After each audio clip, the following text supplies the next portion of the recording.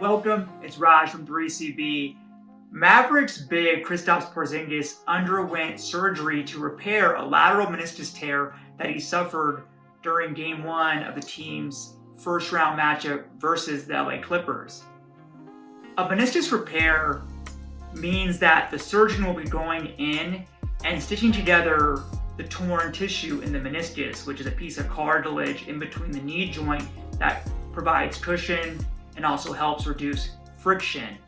There's three reasons why Kristaps is quite fortunate that he's having a meniscus repair. The first is that not every meniscus tear is eligible for repair. Only those tears that are on the outer rim or middle to outer rim of the meniscus, which is where it's vascularized, meaning it has blood supply, are eligible for repairs because tissue needs blood flow to repair on its own. If the tear is in the non-vascular portion of the meniscus, or if it's a certain type of tear, then the surgeon has to excise or remove that damaged piece of tissue known as a meniscectomy.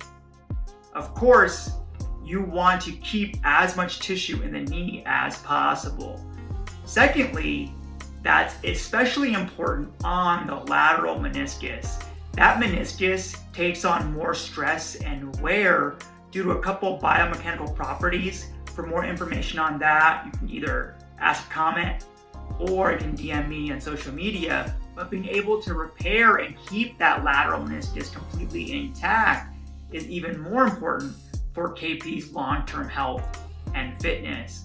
Lastly, that meniscus tear occurred in the same knee as Porzingis' ACL rupture. That's not a surprise because we know after an ACL rupture, there's increased risk for wear and tear, changes in biomechanical properties in the knee joint, and other compensatory injuries. However, being able to repair that meniscus tear now negates that secondary insult.